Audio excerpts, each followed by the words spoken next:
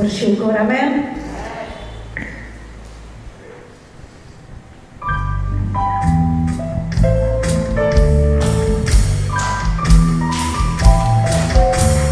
Masuk hadiratnya dengan hati bersyukur, memuji Dia, memuji Dia.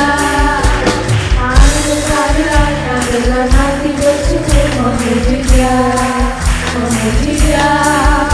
Dipuji dan hormat, tinggikan namanya.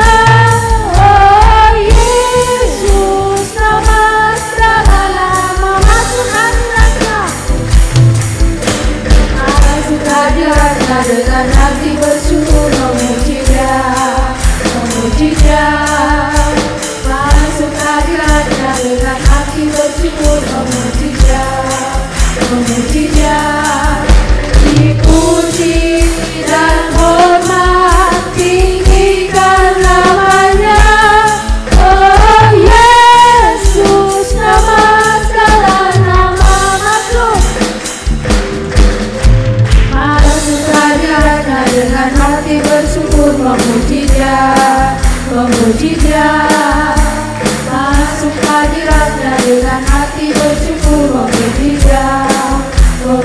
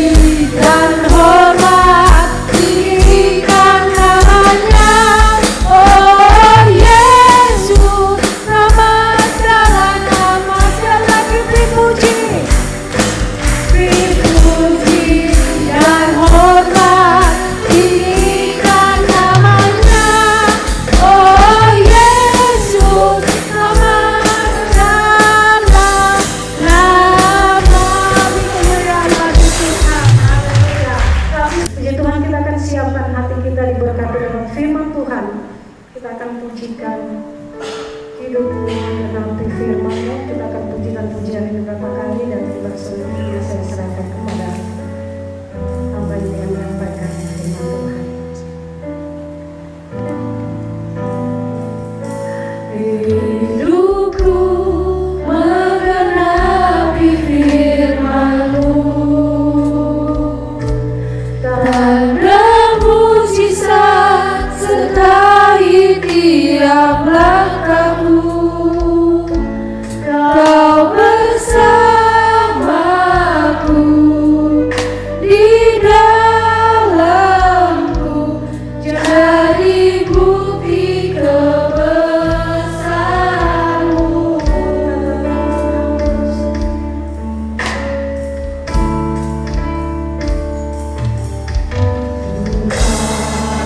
Kau sempurna dalam rencana-Mu dan karya-Mu. Ku serahkan hidupku, murnikan dengan Roh-Mu.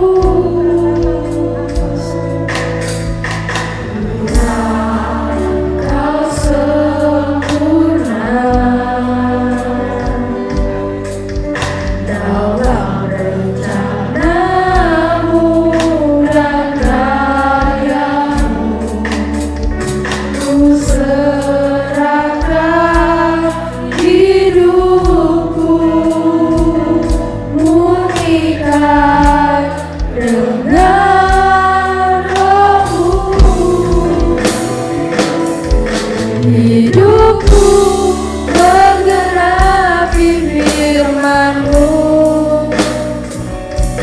Tanda mujizat sertai tiap langkahku. Kau bersamaku di dalamku, jadi bukti kebesaran-Mu. Hidupku menggenapi firman-Mu. Tanda mujizat sertai tiap langkahku. Kau bersamaku di dalamku, jadi bukti Kebesaran-Mu. Sekali lagi katakan, hidupku menggenapi firman-Mu. Tanda mujizat sertai tiap langkahku. Kau bersamaku Kau bersamaku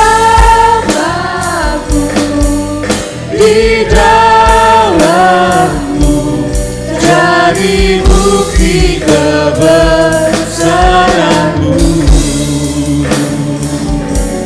jadi bukti kebesaran-Mu. Jadi bukti kebesaran-Mu. Mari sekali lagi kita sembah Tuhan dengan segenap hatimu. Sembah Tuhan, haleluya.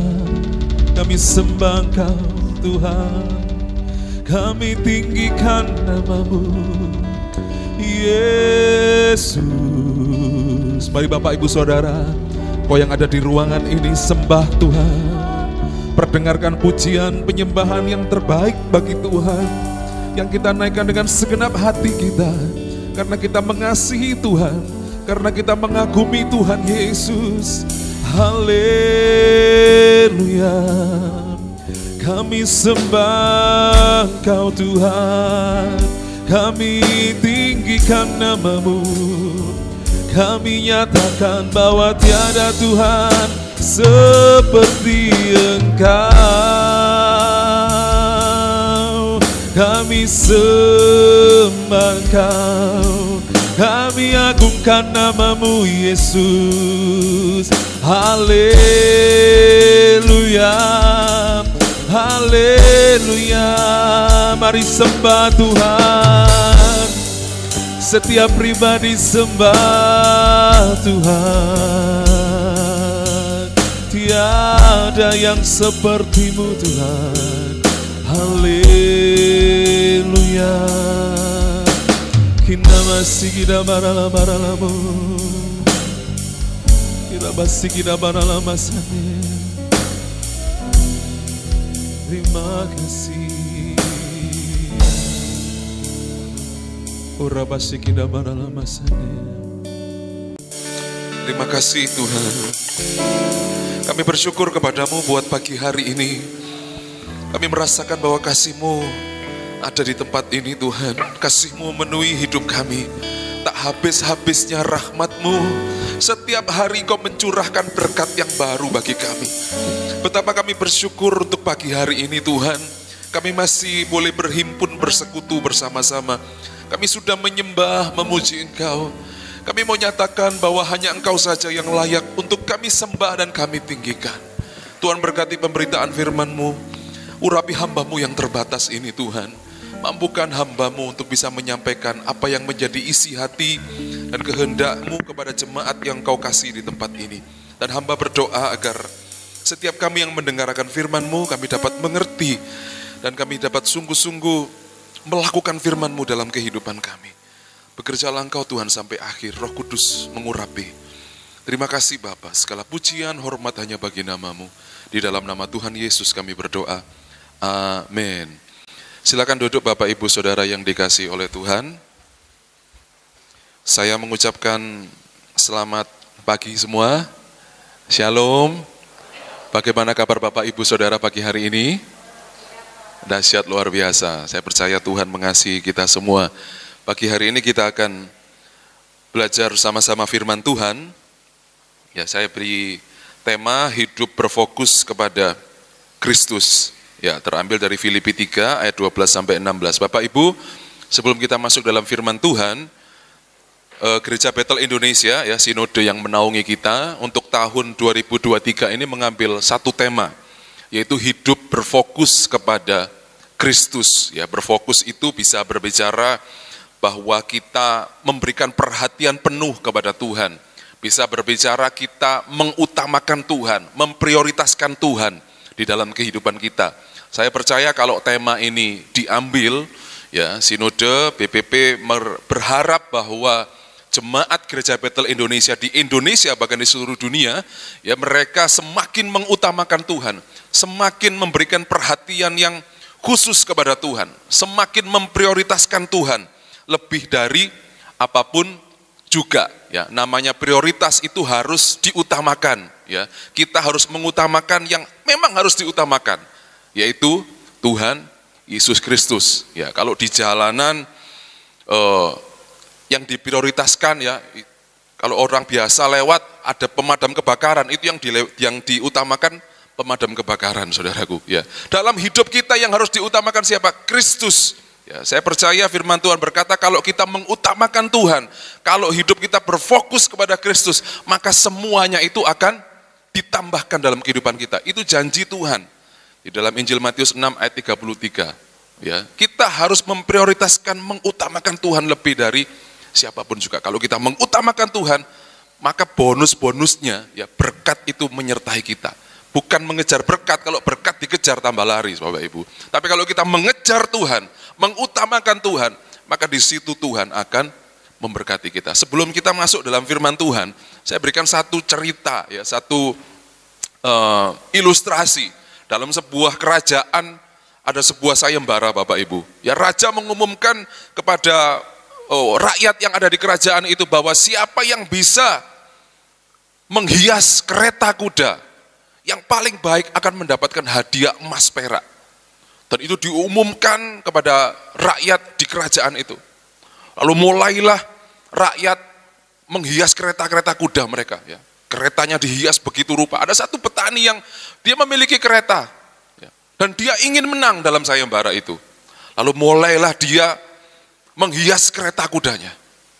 Ya, kebetulan kuda sama keretanya itu tempatnya terpisah. Ya, ada gudang sendiri untuk kereta, ada gudang sendiri, ada kandangnya sendiri. Berhari-hari dia menghias kereta itu. Dia berharap dia akan memenangkan sayembara itu. Sampai beberapa hari, 8-10 hari dia menghias kereta kuda itu. Pada hari H, di mana semua kereta kuda yang mau ikut lomba harus datang ke pusat kota. Wah, dia bangun pagi-pagi, ya, dan dia menuju ke kereta kudanya. Ya, tiba saatnya dia mau menuju ke kandang kudanya, ya, karena kalau kereta kan harus ditarik oleh kuda, saudara. Ya. Dia datang ke kandangnya dan betapa kagetnya dia. Ternyata kudanya mati, Bapak Ibu. Karena apa? Lupanya, karena seberapa hari dia sibuk menghias kereta kudanya, dia lupa nggak ngasih makan kudanya, saudaraku ya. Jadi rupanya sia-sia. Keretanya nggak ada kudanya mati. Ya, itu berbicara bahwa kita harus mengutamakan, memprioritaskan apa yang memang harus kita utamakan, yaitu Kristus. Amin, Bapak Ibu. Dan kita akan belajar, ya, dari Rasul Paulus, ya, bagaimana sikap hidup yang berfokus kepada Kristus. Terambil dari Filipi pasal yang ketiga ayat 12 sampai yang ke-16. Baik, ya. Saya bacakan. Bukan seolah-olah aku telah memperoleh hal ini atau telah sempurna, melainkan aku mengejarnya, kalau-kalau aku dapat juga menangkapnya, karena aku pun telah ditangkap oleh Kristus Yesus. Saudara-saudara, aku sendiri tidak menganggap bahwa aku telah menangkapnya, tetapi ini yang kulakukan, aku melupakan apa yang telah di belakangku dan mengarahkan diri kepada apa yang di hadapanku, dan berlari-lari kepada tujuan untuk memperoleh hadiah, yaitu panggilan sorgawi dari Allah dalam Kristus Yesus. Ayat 15, karena itu marilah kita yang sempurna berpikir demikian, dan jikalau lain pikiranmu tentang salah satu hal itu akan dinyatakan Allah juga kepadamu. Ayat ke-16, tetapi baiklah tingkat pengertian yang telah kita capai, kita lanjutkan menurut jalan yang telah kita tempuh. Ya, kita akan belajar dari ayat ini, ya, bagaimana sikap hidup orang Kristen. Ya, harusnya berfokus kepada Tuhan. Dan kita akan belajar yang pertama, poin yang pertama, di dalam ayat yang ke-13 tadi dikatakan, saudara-saudara, aku tidak menganggap bahwa aku telah menangkapnya, tetapi ini yang kulakukan, aku melupakan apa yang telah di belakangku dan mengarahkan diri kepada apa yang di hadapanku. Di sini Rasul Paulus menuliskan untuk kita mengarah ke depan, untuk kita fokus kepada Kristus. Yang pertama, melupakan masa lalu. Melupakan apa yang di belakangku. Apa yang dimaksud oleh Paulus melupakan apa yang di belakang? Namanya melupakan itu tidak mengingat lagi, begitu saudara, ya. Bisa berbicara tentang putus hubungan dengan apa yang sudah pernah terjadi. Putus hubungan dengan kehidupan lama. Dan inilah yang dimaksudkan oleh Rasul Paulus. Untuk kita bisa berfokus kepada Kristus, kita harus melupakan apa yang di belakangku. Apa yang dimaksud oleh Paulus? Karena ini ditulis oleh Paulus, kita perlu melihat apa latar belakang kehidupan Paulus di masa lalunya. Kalau saudara membaca ayat-ayat sebelumnya, di situ dituliskan bahwa Paulus itu seorang Ibrani asli, dia berasal dari suku Benyamin, dia orang Farisi, ahli Taurat. Apa artinya? Artinya dia benar-benar menguasai Taurat, dia melakukan Taurat dalam kehidupannya, dia begitu mentaati Taurat. Bahkan dikatakan dia adalah seorang penganiaya jemaat Tuhan. Jadi rupanya kehidupan Paulus masa lalu, dia begitu menentang akan ajaran Kristus. Dia menentang Yesus. Kalau saudara membaca kisah para rasul, di situ dituliskan ketika orang-orang Yahudi, ahli-ahli Taurat majelis agama, ketika mereka menghakimi Stefanus, martir pertama, Alkitab mencatat bahwa orang yang mau ngelempari Stefanus, yang mau merajam Stefanus, jubahnya itu dititipkan ke Saulus. Ya, Saulus nantinya bertobat menjadi Paulus. Bagaimana Paulus di masa lalu dia begitu jahat, dia begitu menentang orang-orang percaya. Alkitab menuliskan bagaimana ketika Paulus atau Saulus, ya, dia menemui orang Kristen, dia langsung ambil, dia seret, dia masukkan ke penjara. Mereka siksa, mereka bunuh. Paulus begitu jahatnya di masa lalu. Dan itu merupakan kebanggaannya di masa lalu, saudara. Jadi rupanya Paulus ini termasuk penjahat terbesar yang pernah ada pada zaman itu. Betapa bengisnya, betapa kerasnya Paulus ketika dia belum bertobat, Bapak Ibu. Tetapi di ayat 13 tadi dikatakan, ketika dia berfokus mengarah ke depan, dia melupakan apa yang di belakangnya. Artinya apa? Paulus mengatakan bahwa apa yang dahulu kuanggap keuntungan, itu kerugian bagiku. Dia melupakan masa lalunya, dia melepaskan ya, hal-hal yang tidak berkenan di hadapan Tuhan. Ya. Bapak Ibu, dari apa yang dikatakan oleh Paulus dalam surat ini, kalau kita mau fokus kepada Tuhan, fokus kepada Kristus, mengutamakan Tuhan, kehidupan masa lalu kita, manusia lama kita, yang identik dengan kehidupan dosa, itu harus kita tanggalkan. Di dalam Efesus pasal yang keempat, ayat 21 sampai yang ke-24, karena kamu telah mendengar tentang Dia, dan menerima pengajaran di dalam Dia, menurut kebenaran yang nyata dalam Yesus, yaitu bahwa kamu berhubung dengan kehidupan kamu yang dahulu harus menanggalkan manusia lama yang menemui kebinasaannya oleh nafsunya yang menyesatkan. Dikatakan bahwa, tetap di ayat 22 dulu. Ya. Dikatakan bahwa kamu siapa? Orang percaya. Dengan kehidupan kamu yang dulu harus menanggalkan. Ya, menanggalkan itu seperti kita menanggalkan baju. Betul ya Bapak Ibu ya, menanggalkan pakaian. Ya, seringkali Alkitab menuliskan kata pakaian, kata jubah itu sebagai metafora Bapak Ibu, menunjukkan karakter rohani, menunjukkan perbuatan. Perbuatan manusia lama, karakter yang lama harus ditanggalkan, tidak dipakai lagi seperti kita menanggalkan baju. Ya, yang menemui kebinasaannya oleh nafsunya yang menyesatkan. Artinya apa? Manusia lama seringkali kita melakukan sesuatu ya untuk memuaskan hawa nafsu kita. Entah itu hawa nafsu mungkin yang berdosa, ya, mungkin berbuat yang tidak benar.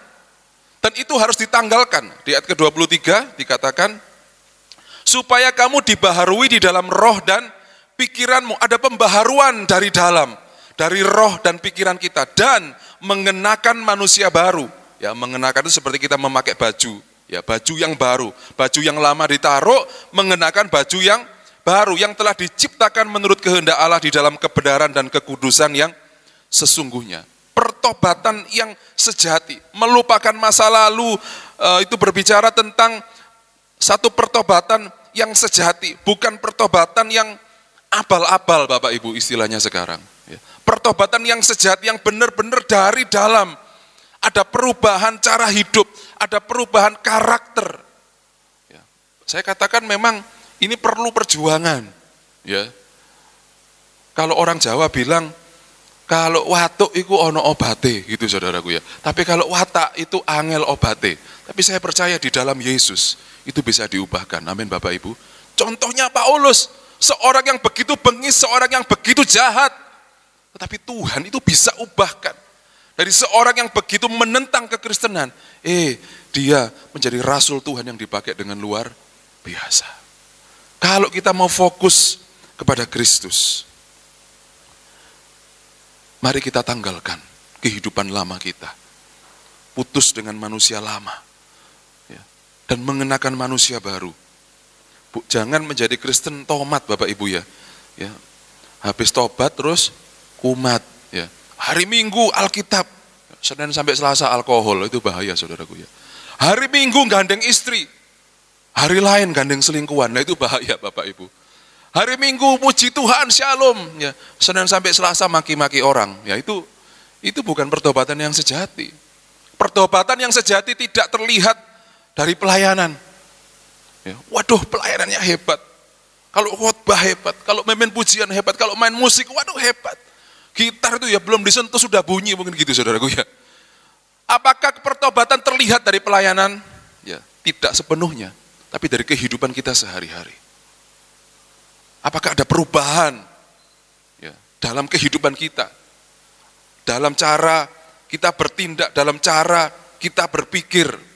Ya, mari kita berprinsip jangan seperti orang Israel ketika mereka keluar dari tanah Mesir. Kalau Bapak Ibu membaca, ya ketika Musa membawa bangsa Israel keluar dari tanah Mesir, ya, menuju ke tanah perjanjian, tanah yang dijanjikan Tuhan, di mana mereka akan diberkati dengan luar biasa. Ketika perjalanan menuju tanah perjanjian, tanah Kanaan, mereka mengeluh kepada Musa, Musa, kamu ngapain sih ngajak kami keluar? Kami di Mesir itu sudah nyaman, padahal mereka menjadi budak, Bapak Ibu. Lalu kenapa tiap hari hanya makan mana ini? Kami teringat, ya mereka mengeluh, mereka bersungut-sungut. Kalau di Mesir itu, kalau saudara baca, ya di sana ada bawang pre, ada bawang merah, ada kol. Saya mikir apa mereka itu dodolan martabak gitu, saudaraku ya. Di Mesir kok ingatnya itu mereka bawang-bawangan. Kalau saudara baca itu ada di bilangan, ya. Dan mereka rupanya nggak suka dengan roti dari surga. Mereka masih pingin makanan-makanan Mesir. Itu berbicara bahwa mereka masih mentalnya mental budak dosa, hamba dosa. Ingat kepada Mesir. Sebagai orang percaya, mari kita belajar. Kalau kita mau fokus kepada Kristus, ya, tanggalkan manusia lama. Lupakan kehidupan yang lama. Ya. Kalau saudara masih simpan sesuatu hal yang tidak benar, mungkin orang terdekat tidak tahu. Tetapi saya mau katakan Tuhan itu tahu, Bapak Ibu. Ya. Kalau engkau simpan sesuatu yang tidak benar, ya, mari pagi hari ini akui di hadapan Tuhan. Minta ampun di hadapan Tuhan. Dan katakan, Tuhan, aku mau fokus kepada Engkau. Aku mau tanggalkan kehidupan lamaku yang identik dengan dosa. Dan aku mau mengenakan manusia baru. Menurut kehendak-Mu, hidup dalam kebenaran, hidup dalam kekudusan. Ya, saya mau katakan bahwa apakah mungkin, Pak, ya, hidup selalu dalam kebenaran, hidup selalu dalam kekudusan. Ya memang sesekali kita bisa jatuh, saudara. Tetapi ini yang penting, Tuhan kita itu sadar, oh iya, aku itu sudah berdosa, aku harus bangkit lagi, aku harus minta ampun sama Tuhan. Jangan terus menerus sudah tahu itu perbuatan dosa, saudara lakukan terus. Ya. Sudah tahu itu jahat, kita lakukan terus. Ya, itu artinya kita masih belum menanggalkan manusia yang lama. Tapi mari kita belajar. Ya, kita sama-sama belajar untuk fokus kepada Kristus. Ya, mengenakan manusia baru. Minta supaya Tuhan membaharui hati pikiran kita. Karakter kita yang gak berkenan di hadapan Tuhan, itu direparasi sama Tuhan. Ya, saya percaya kalau Rasul Paulus bisa, saudara dan saya pun bisa Tuhan ubahkan. Amin. Ya. Kita akan berlanjut di poin yang kedua. Bagaimana kita fokus kepada Kristus? Ya. Di dalam ayat 14 dikatakan, dan berlari-lari kepada tujuan untuk memperoleh hadiah, yaitu panggilan sorgawi dari Allah dalam Kristus Yesus. Yang kedua, saya tuliskan untuk kita bisa berfokus kepada Kristus, setia kepada panggilan Tuhan. Ayat 14, Rasul Paulus mengibaratkan orang yang fokus kepada Tuhan seperti pelari, seperti orang yang terus menekan ke depan. Ya, dalam versi King James dituliskan I press toward, ya, aku menekan ke depan, berlari-lari kepada tujuan, ya, setia kepada panggilan. Ya, mengapa saya katakan poin yang kedua ini setia kepada panggilan? Ya, Paulus itu dia terus maju ke depan, dia terus berlari ke depan, apapun hambatannya, apapun tantangannya, dia tak pedulikan itu. Dia memang alami banyak hal yang tidak baik, tetapi itu tidak membuatnya undur dari Tuhan. Itu dia membuat dia terus maju kepada Tuhan. Ya, untuk apa? Memperoleh hadiah, ya, mahkota kebenaran yang Tuhan janjikan. Bapak Ibu, saya teringat ketika saya SMA itu ikut ekskul, ya, karate. Dalam satu ujian kenaikan tingkat, ya, salah satu syaratnya itu harus lari, ya, jam 12 malam. Saya tinggal di Pandaan. Nah, jam 12 itu dilepas, ya. Lari naik, ya, ke Tretes, berangkatnya lewat Leduk, ya. Kalau saudara tahu Bukit Doa Mawar Saron itu lewat sana, tapi Bukit Doa belum ada waktu itu. Lewat sana, ya, pulangnya lewat Prigen, ya, lewat Cimori, ya, turun ke Pandaan jam 12 malam. Saya teringat waktu itu saya bersama dengan teman saya berdua, ya, karena rombongan sudah terpisah, ya, ada yang kuat, ada yang nggak kuat, ya, lari malam-malam, nggak pakai alas juga, nyeker istilahnya. Ketika di Leduk, setelah Mawar Saron itu, ya, Di situ kan banyak villa Bapak Ibu, ya. Dari jauh kami sudah terdengar ada gonggongan anjing Bapak Ibu. Wow, wow, ya seperti itulah saudaraku ya. Saya sudah ngomong, waduh, ono anjing iki. Lah iya, teman saya juga gitu. Karena kami tambah dekat, gonggongannya juga tambah dekat. Dan kami melihat ternyata anjing itu di luar villa Bapak Ibu. Dan dia melihat kami berdua. Kami sudah berusaha untuk naik ya, dengan itu kan jalannya naik ya, berangkatnya naik, pulangnya turun itu. Dan rupanya apa yang terjadi? Semakin kami mendekat, anjing itu pun juga semakin mendekat. Dan nggak ada jalan lain, kami harus melewati itu. Dan apa yang terjadi? Anjing itu selain menggonggong, dia mengejar kami berdua Bapak Ibu. Jadi kami yang sudah berusaha untuk naik dengan susah payah, akhirnya apa? Harus turun lagi ke bawah. Karena apa? Dikejar anjing Bapak Ibu saudaraku ya. Tetapi apa itu menyurutkan kami? Ya wes pulang aja wes, karena ada anjing, ya kita pulang. Ya kalau kita pulang tentu nggak dapat kenaikan sabuk, kenaikan tingkat. Tapi kami berusaha untuk melihat dari jauh. Ya, rupanya anjing itu masuk Bapak Ibu, masuk kembali ke vilanya, dan kami lari, ya, melewati villa itu. Dan puji Tuhan, ya, akhirnya sampai di garis finish juga. Ya. Kehidupan kekristenan kalau kita mau fokus kepada Tuhan, seperti Paulus katakan, ya, setia kepada panggilan. Ya, ayat 14 ini paralel ya, atau memiliki pesan yang sama dengan 1 Korintus 9 ayat yang ke-24. Tidak tahukah kamu bahwa dalam gelanggang pertandingan semua peserta turut berlari, tetapi bahwa hanya satu orang saja yang mendapat hadiah. Karena itu larilah begitu rupa sehingga kamu memperolehnya. Ya. Kembali di sini Paulus menganalogikan atau mengumpamakan bahwa orang Kristen ya, yang mau fokus kepada Tuhan itu seperti berada di gelanggang pertandingan. Ya. Semua berlari. Dan pesannya apa? Larilah begitu rupa. Ya, lari begitu rupa itu artinya apa? Wes gak usah pedulikan, ada tantangan, ada hambatan. Itu memang ada. Tetapi terus setia melakukan. Ya, tetap fokus kepada Tuhan. Kalau kita membaca perjalanan penginjilan Paulus, kalau saudara membaca di 2 Korintus, di situ dituliskan Paulus itu mengalami banyak hambatan, mengalami banyak tantangan dalam kehidupan pelayanannya. Mulai dari disesah orang Yahudi. Saudara tahu apa disesah? Disesah itu dipukuli, ya, ditinju, didera. Didera itu dipukul pakai cambuk, dipukul pakai rotan. Itu Paulus alami semuanya. Dikatakan dia karam kapal, sehari semalaman terapung-apung. Keluar masuk penjara, ya bukan keluar masuk penjara bukan karena jualan sabu-sabu Bapak Ibu ya. Kalau sekarang ini keluar masuk penjara bolak-balik ketangkep, jualan sabu-sabu ya, ketahuan curanmor ya, itu residivis ya. Tapi Paulus ini bukan melakukan tindakan kriminal karena dia memberitakan Injil tentang orang Yahudi. Dimasukkanlah Paulus ke dalam penjara. Selang berapa lama dikeluarkan lagi, dimasukkan lagi, dan itu Paulus alami. Tapi Paulus katakan apa? Berlari-lari kepada tujuan. Hambatan-hambatan itu tidak membuat Paulus undur diri dari Tuhan. Oh wis, Tuhan cukup aku capek melayanimu, tantangannya begitu besar. Wes, aku berhenti Tuhan, aku tak pensiun. Tidak. Tapi Paulus berkata, aku berlari-lari kepada tujuan. Aku terus menekan ke depan, apapun hambatannya, apapun tantangannya, aku mau fokus kepada Kristus. Dan apa yang Paulus katakan di dalam 2 Timotius 4 ayat 7 sampai yang ke-8, aku telah mengakhiri pertandingan yang baik, aku telah mencapai garis akhir dan aku telah memelihara iman. Ayat 8a, sekarang telah tersedia bagiku mahkota kebenaran yang akan dikaruniakan kepadaku oleh Tuhan. Ini menjadi bukti. Ya. Dalam sebuah artikel dituliskan bahwa Paulus meninggalnya, ya, matinya itu bukan mati baik-baik di atas ranjang rumah sakit, tapi dia dipenggal pada saat pemerintahan Kaisar Nero. Dan dia tetap memelihara imannya. Dia tetap setia kepada panggilan Tuhan. Dikatakan aku telah mengakhiri pertandingan yang baik.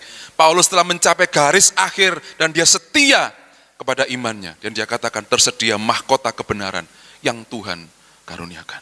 Bapak Ibu, kalau kita mau berfokus kepada Tuhan, setia kepada panggilan Tuhan.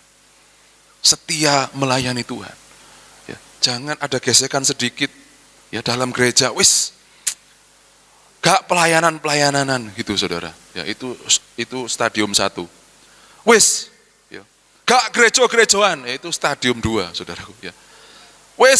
Gak Yesus-Yesusan, nah, itu lebih parah saudaraku. Ya. Itu stadium 4 akut saudara. Ya. Kalau kita melihat Paulus, ya Paulus tidak hanya yang dia alami tidak hanya kesalahpahaman ya dengan rekan pelayanan. Tapi yang dia alami itu begitu luar biasa tantangannya, keluar masuk penjara, dipukul karam kapal. Itu tidak menyurutkan Paulus. Dan kiranya kalau kita mau hidup berfokus kepada Tuhan, mari kita setia kepada panggilan kita. Ada tantangan dalam pelayanan, ada godaan dalam mengikut Tuhan.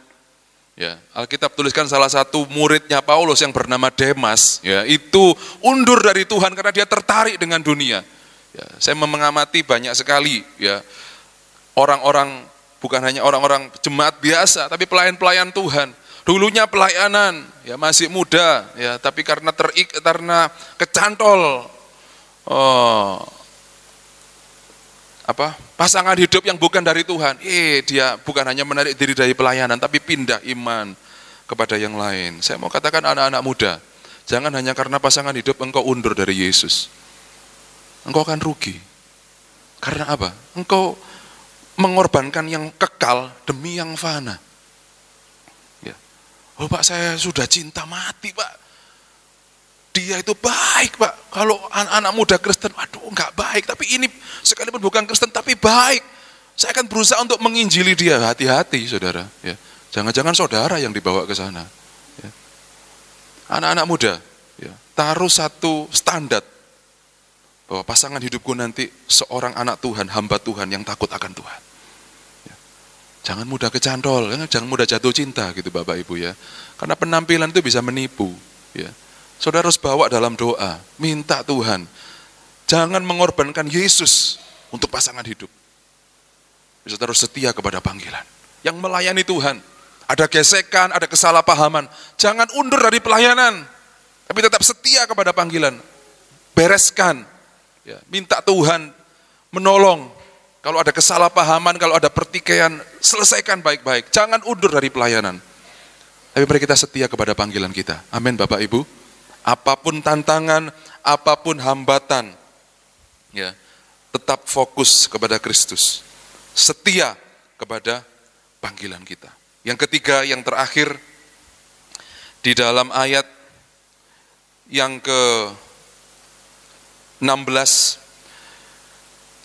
tetapi baiklah tingkat pengertian yang telah kita capai, kita lanjutkan menurut jalan yang telah kita tempuh. Di sini Paulus menuliskan dan memberikan satu ajakan, baiklah tingkat pengertian, tingkat pengenalan kita. Ya, itu kita lanjutkan terus.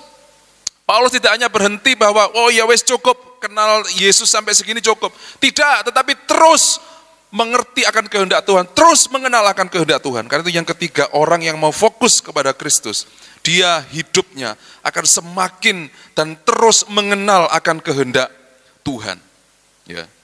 Di dalam ayat yang ke-10, Filipi 3 ayat ke-10, dituliskan dan 11, yang ku kehendaki ialah mengenal dia. Ya, ini satu komitmen, satu kerinduan dari Paulus. Dia menghendaki bahwa dia mengenal Kristus lebih lagi dan kuasa kebangkitannya. Kuasa kebangkitan ini berbicara tentang pembaharuan hidup. Hidup yang terus-menerus dibaharui. Ya. Hidup yang terputus dari dosa dan persekutuan dalam penderitaannya, di mana aku menjadi serupa dengan dia dalam kematiannya. Ini berbicara tentang sangkal diri, penderitaan, pikul salib. Ya. Paulus terus ingin mengenal Tuhan. Dikatakan supaya aku akhirnya beroleh kebangkitan dari antara orang mati. Paulus terus berusaha untuk mengenal akan kehendak Tuhan, terus mengerti akan isi hati Tuhan. Kalau kita mau berfokus kepada Tuhan, harusnya kita juga memiliki kerinduan seperti Paulus. Tidak hanya berhenti, ya wes cukup seminggu sekali ke gereja, hari-hari lain ya untuk yang lain. Tidak seperti itu Bapak Ibu. Mari kita memiliki satu kerinduan. Oh Tuhan, aku mau fokus kepada Engkau.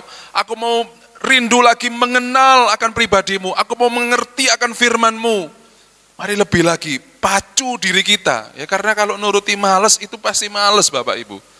Usahakan setiap hari untuk bisa berdoa kepada Tuhan, membaca, merenungkan firman, mengerti akan kehendak Tuhan. Apa yang Tuhan maksud. Saya percaya Tuhan itu akan singkapkan hal-hal lain yang selama ini mungkin kita nggak ngerti. Karena apa? Kadang kalau kita baca Alkitab, itu kadang kita nggak ngerti Bapak Ibu, betul ya? Iki apa sih maksudnya? Tapi mari kita terus belajar, tidak membuat kita nggak ngerti. Ya wes lah, nggak usah dibaca mana, bukan seperti itu. Ya. Tapi mari kita memiliki kerinduan. Tuhan, aku rindu untuk mengenalmu lebih lagi. Tuhan, aku rindu untuk mengerti kehendakmu melalui kebenaran firman-Mu. Ya, pada saat kita mendengar khotbah, apalagi teknologi sekarang, ya, teknologi informasi sekarang, semua itu memudahkan kita. Ya, mau lihat khotbah siapa, ya itu bisa. Ya, jangan hanya saudara buka snack video, ya, dung ding dang ding dong, ya, TikTok, ya enggak apa-apa sih. Tetapi jangan hanya itu gitu loh, ya. Prioritasnya itu hanya yang untuk memuaskan kedagingan kita. Tapi mari kita memberikan makanan roh kita dengan kebenaran firman. Ya. Kalau dulu ya enggak seperti untuk informasi, teknologi informasi enggak seperti sekarang. Saya ingat ketika saya baru bertobat sekitar tahun 98, 99, ya. Kalau mau dengar khotbahnya pendeta siapa, ya. Itu kalau saya ke toko buku Immanuel di Pregolan, itu beli CD-nya itu 40.000, 50.000 tahun segitu, saudara. Khotbahnya siapa? Gilbert Lumoin dong. Ya beli 40.000, 50.000. Ya. Dengar khotbahnya siapa? Ya beli lagi.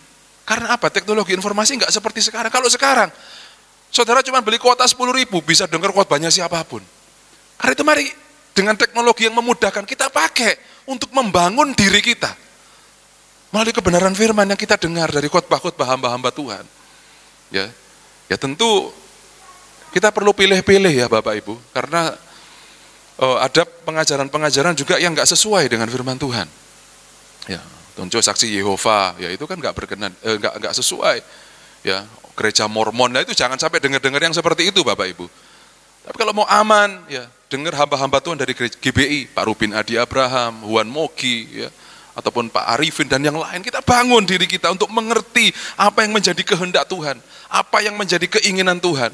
Ya, kalau kita dekat dengan Tuhan, kita tuh tahu loh mana yang baik dan mana yang enggak, mana yang berkenan dan mana yang enggak. Seperti suami istri, kalau sama-sama dekat, hubungannya dekat, mana tahu dia apa yang pasangannya suka, apa yang pasangannya itu enggak suka. Ya, kalau istri itu dekat dengan suami, dia tahu apa yang menjadi selera makanan suaminya.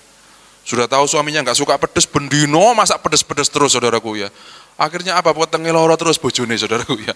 Sudah tahu istrinya nggak suka coklat, tiap hari dibawain coklat. Nah itu sesuatu yang nggak benar. Hubungannya tentu salah, ada sesuatu yang nggak beres di situ.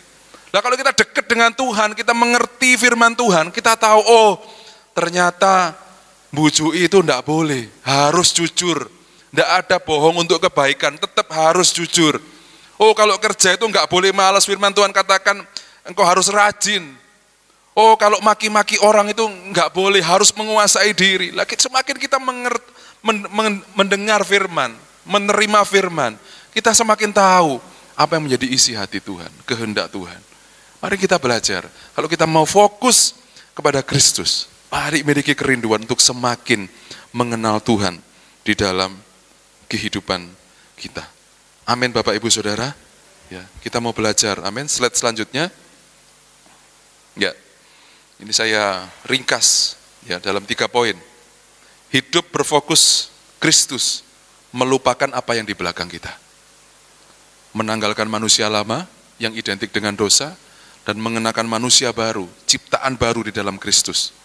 Bapak Ibu Saudara mau? Kalau hari ini masih simpan dosa, melakukan hal yang tidak benar, datang kepada Tuhan, minta ampun sama Tuhan, minta Tuhan tolong pulihkan hidup kita.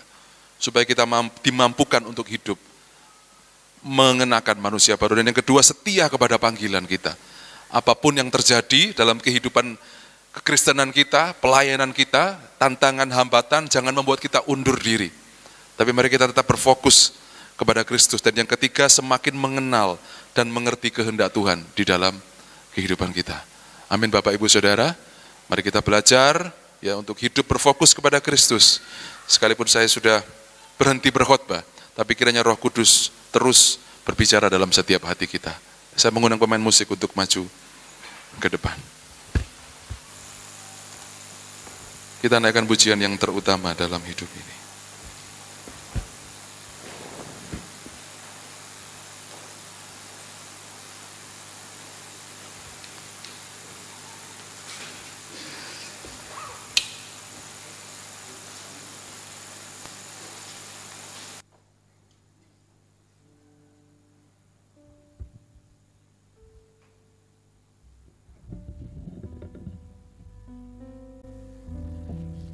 Yang terutama di dalam hidup ini, meninggikan nama Yesus. Dengan segenap kerinduan katakan, yang terutama di dalam hidup ini, memuliakan namanya.